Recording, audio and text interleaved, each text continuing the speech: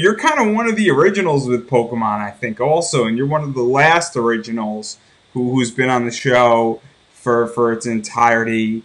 25, 26 seasons, I want to say.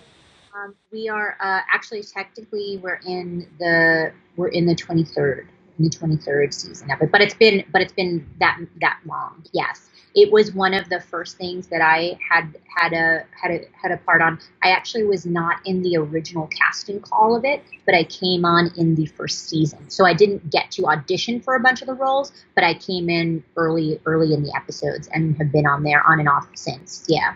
So how'd you get on, and how did that entire thing come about? Because Pokemon, for those Hmm. who just to throw this out there, Hmm. nobody knew if it was going to work or not. Oh, By no one knew. definition, nobody knew. Mhm. And Pokemon was special because nobody knew it was going to work. They sort of looked at things because like 4 Kids at the time looked at things a little bit differently. So this was one of the first things that was like broadcast. I mean, Sonic was, but Pokemon was its own thing.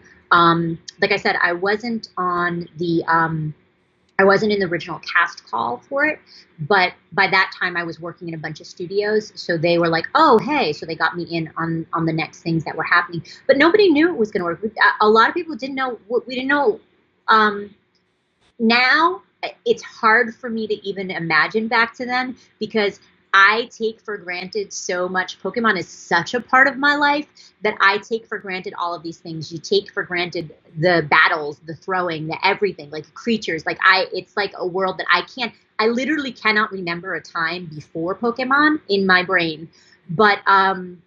But there was, and at the time I know a lot of people were like, what is this, what are we doing, what is this animation, what are we doing, what's happening here?